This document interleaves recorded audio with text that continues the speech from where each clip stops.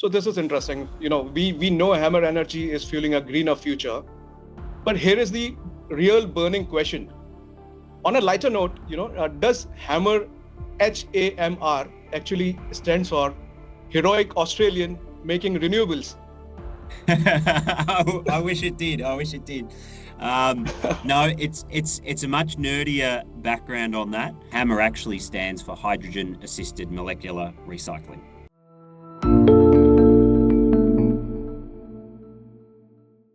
Welcome to our new episode of Interviews with Experts. Today we are spotlighting HAMR Energy. HAMR Energy is an innovative Australian company pioneering the future of low-carbon fuels with its cutting-edge renewable methanol technology. Headquartered in Melbourne, HAMR is driving the transition towards sustainable energy solutions that power hard-to-abate sectors like aviation and shipping. Leading HAMR's ambitious vision is co-founder David, an experienced energy sector executive with deep expertise in technical, commercial, and project management roles across Australia and the Middle East. And so, David, welcome to the show.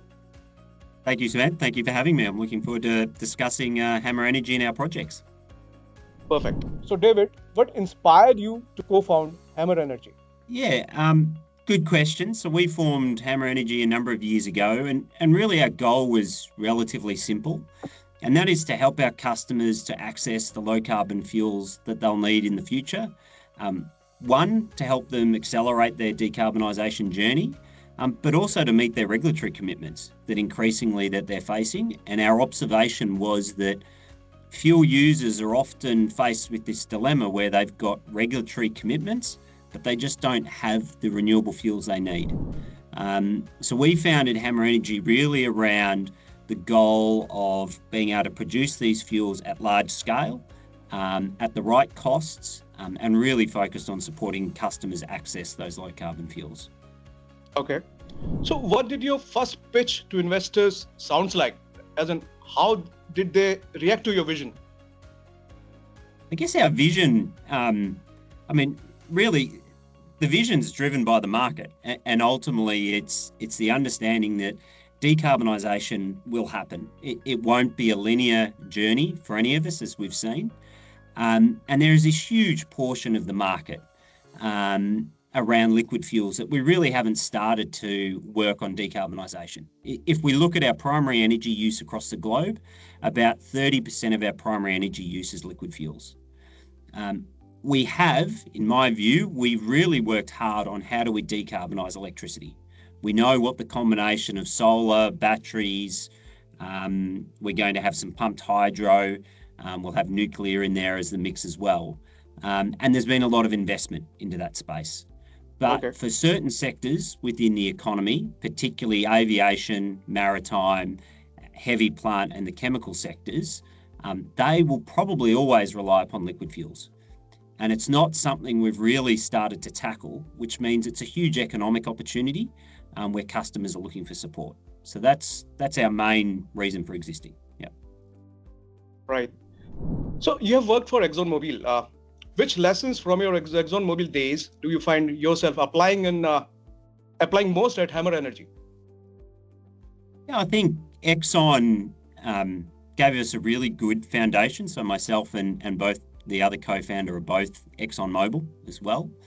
I think from there we learned about large-scale developments. I mean, executing these types of projects that are big capital at scale require a lot of discipline, and Exxon definitely teaches you that. I think the other elements there is always making sure you're facing your customer. Ultimately, there's no point making a product that your customer doesn't want and that you're not serving what your customer needs are. And then the last one is always making sure you've got the right industrial logic. It's hard if you don't have the right resources, you're just pushing uphill. So, and then I think probably the last piece is having a really solid technical foundation.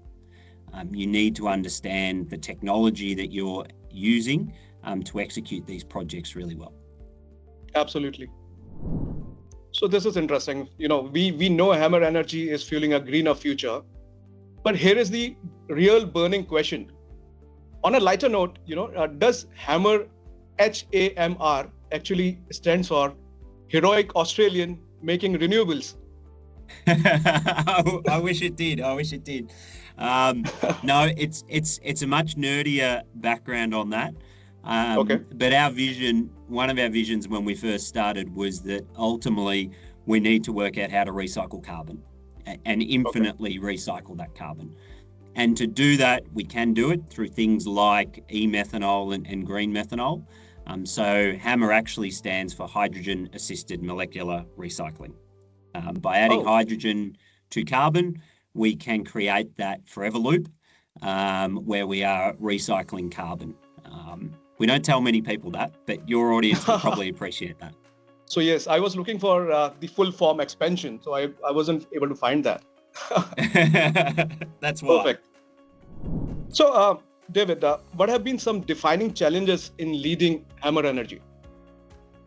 I think, look, we've learned a lot as we've gone through this journey. I think probably some of the defining challenges for us have been probably not so much in the technology side of things. We're strong believers in, and I guess you'll see this as we go through the discussion, that the technology exists to create what we're trying to create today. We've got some great partnerships with the likes of Thyssenkrupp around what we believe is bankable technology. I think the challenge is on one end, you've got this emerging market. There is not a lot of definition. There's not a liquid market around sustainable aviation fuel or green methanol. So it is somewhat hard to know what does the future hold for those commodities, what are the prices of those commodities. And I think that's one of the challenges that the whole industry is dealing with is how do you make a product that is a commodity on one hand, but not have line of sight on what that commodity might look like in 10 years. Right. So David, could you explain how HAMR Energy's renewable methanol technology works? What is the process? Yeah, so when we first started, we looked at multiple pathways to producing renewable liquid fuels. We very much liked methanol because of its versatility towards multiple markets and multiple products. That means you have a product that is very robust and is able to deal with market shocks or factors. So the fact that we can supply methanol into things like the shipping industry, methanol-to-jet, and then the chemical sectors. One of the challenges with green methanol and things like e-methanol is they're very expensive to produce. Right. So early on for us, we really focused on carbon being the resource and finding the lowest cost of carbon. So our technology suite that we're working on, our primary licensor will be Thyssenkrupp Uhde out of Germany. It is a gasification process that we're looking at, biomass gasification. And then concurrent to that, we add green hydrogen to it. And the benefit of doing what I would call as a hybrid approach here is that when you look at e-methanol projects, they're very expensive because the hydrogen is expensive. You have to break down the CO2 and use a lot of energy. If you look at bioenergy projects, they often fail because they can't get to scale. You can't get a physical enough biomass into the front end of the plant. By combining those two technology pathways, you can get to a cost base that looks like a bio project, but the scale of an E project. And that's why we think this is such an attractive pathway. Perfect. So what differentiates it from competitors in the market? How it is different? Yeah, I think for us, it's a combination of combining the technology, but also combining that in the best locations. So you need to have the best technology, and in our view, that's with the biomass gasification and the hydrogen element, but then you have to have the right resource. And if you don't have the right resource, then your projects will be uncompetitive.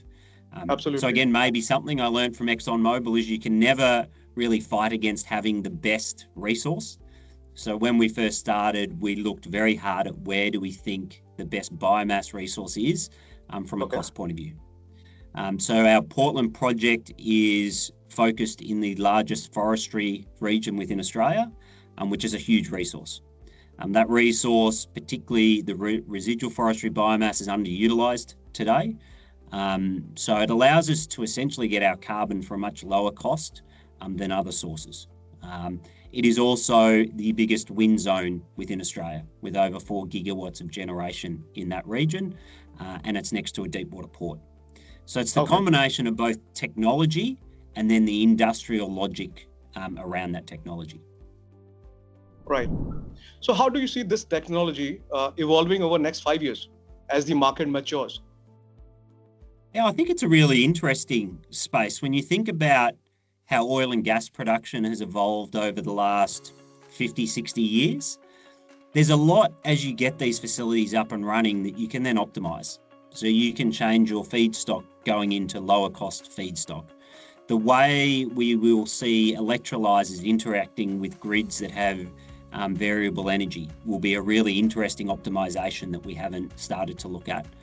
And then we will see technologies like those around electrolyzers, and we're doing work with technology companies in that space, such as Supercritical out of the UK, where we will start to see electrolyzers become more efficient. So I think we're going to see a lot of innovation around the building blocks, I would say, and how that then is optimized into a single unit, I think is where we're going to see a lot of work. Perfect. So let's talk about the Portland Renewable Fuels Project and its significance in Australia's renewable fuel landscape. Yeah, so the Portland project is our flagship project. It's a large-scale green methanol development, or low-carbon methanol. When completed in 2030, it will produce 300,000 tonnes of green methanol. It's what we would describe as an advanced biofuel development in that it uses second generation lignous biomass and green hydrogen. It is one of the single biggest developments in the low carbon fuel space within Australia. And when completed, if used as a fuel, it'll abate over 320,000 tonnes of CO2 per annum. So it is a major development within Australia. I think what's also very unique about the Portland project compared to other developments is it can play across multiple sectors within the economy. So it has the capacity to decarbonise the maritime sector, and as you'd be aware, there are a lot of vessels now that are dual fuel methanol. It can support the chemical sectors, particularly around adhesives and so forth.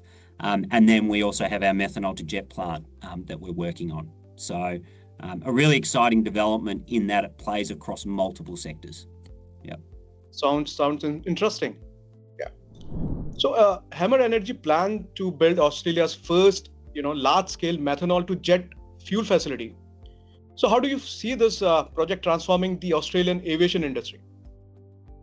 Yeah, so our business strategy has been, again, probably something we stole from Exxon Mobile. It is very much a bit like oil and gas. So the first thing for us was to secure what I would describe as our upstream processing, and that's Portland.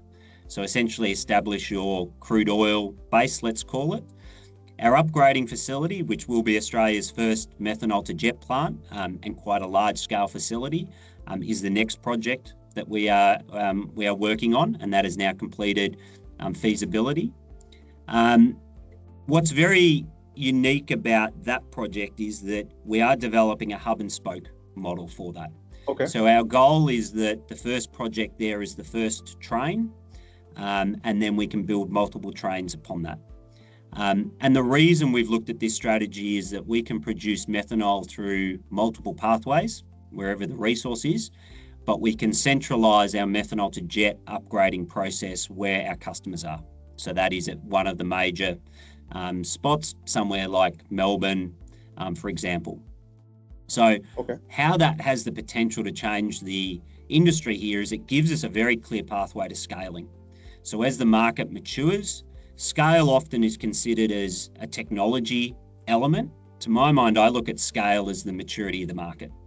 Even if we could produce a huge amount of SAF today, the market is not able to take that amount of SAF.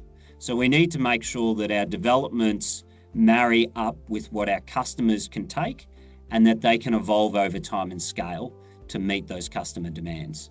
And that's what I think is really unique and interesting about how the methanol-to-jet project can actually transform the Australian landscape around SAF. Interesting. So tell me, David, is there a technology bottleneck you wish someone could solve for you? Are you facing any issues? I honestly don't think, I'd love to see us, we will, and I think there's some great companies out there doing some really interesting things around bringing down electrolyzer efficiencies and things like that.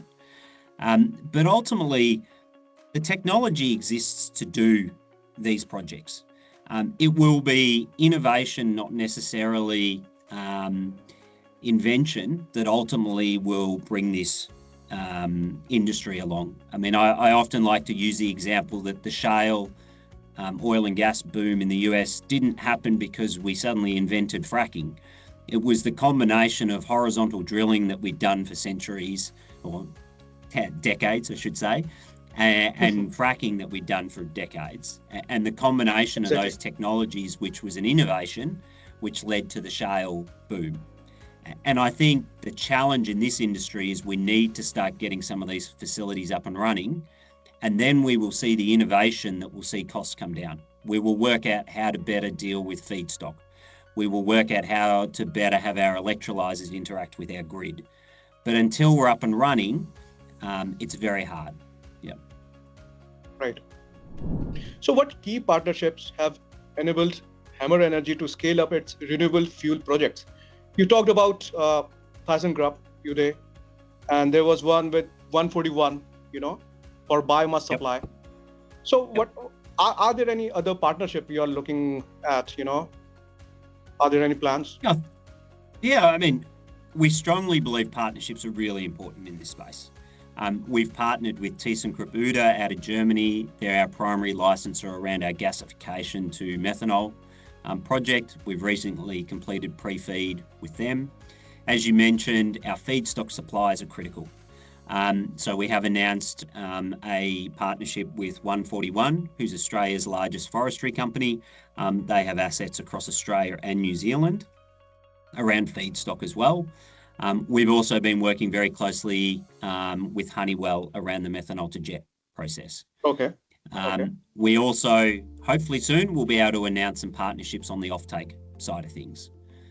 And we look at partnership very much as partners need to benefit from the relationship ultimately, and that by partnering with somebody, you can collectively add more value. So at the end of the day, when we're selecting and thinking about our partners, it's that together we can achieve more than separately. And if we're not demonstrating value, for instance, to our feedstock suppliers, we can't add value, then we're not a very good partner. So partnerships are really important in this space, but need to always remember partnership is something that's adding value to each party. Yeah. Exactly, yes. How is HAMR Energy preparing for potential market disruptions, such as evolving customer demand, or maybe breakthroughs in energy storage or distribution technologies? Yeah, so very early on in our strategy, we did focus on methanol because of the ability for methanol to play across multiple markets. And a good example there is with our methanol-to-jet plant, should we see another pandemic and we just stop, there's no flying, and suddenly we've got a methanol-to-jet plant that just doesn't have any demand. At the same time, we saw huge demand during the pandemic for shipping. So by having multiple markets that are decoupled, arguably within global economy side of things, I think that's really beneficial from a strategy point of view. So that helps us manage the market to some element. And equally, there's a very strong fossil-based methanol market. So you always have an underpinning growing market there in that time frame. In terms of sort of energy or technology breakthroughs or energy storage or those sort of things, we need to reflect a lot of our customers. If you're a vessel operator today, for example, you're buying a vessel, you order it today, you won't have it received till 2028, let's say. And it has a lifespan of 25 plus years. So our customers are making decisions today around how they deploy capital and what their world needs to look like in 2050.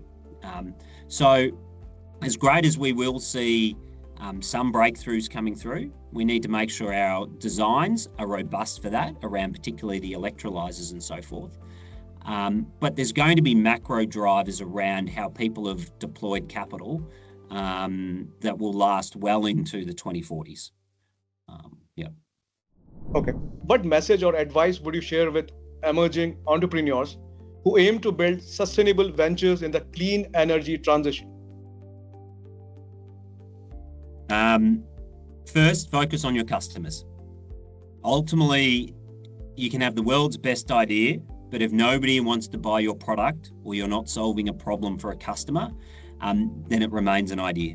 So I would always say, start with your customer, talk to your customers what they need, what they want, understand the issues that they're facing, and how you may be able to solve those problems. In the energy transition, I'd also be very, you need to be somewhat careful, because customers often don't, it's really tricky for them. The energy transition is not clear for anyone. So you also need to be patient with them, because they're dealing with a lot of risks and challenges, and recognizing those risks and challenges is hard. So I would say, customer, and I think probably last, perseverance and patience. As I said before, the energy transition is not going to be a straight line. We know where we're going. We honestly don't know how we're going to get there. And it's going to have ups and downs as we go through that. But being patient and recognizing we're heading in that direction, savoring the wins as you go through those, and reflecting on the lows, really important. But ultimately, I think, obviously, it's in a really exciting space because it has all those unknowns. So tell me one thing, David, is there a mistake you learned from early on that you wish more founders would avoid? I think it was focusing on the solution, not the problem. Okay. And I wish probably early on, making sure we worked out really early on. And to be honest, I think hydrogen to some extent has suffered from this, thinking it was the perfect solution and not focusing on the problems we were trying to solve. And then also reflecting that perfect can get in the way of good sometimes. And we need to make sure we just sometimes get on with things and just get things going, than worrying about the most elegant technical solution, because the most elegant technical solution may not be bankable ultimately. We may get there one day, but yes, they're probably the two things. Perfect. So David, that's all from my side, and thank you very much for this opportunity, and all the best for future. Thank you very much. It was a pleasure to talk to you, and yes, look forward to staying in touch.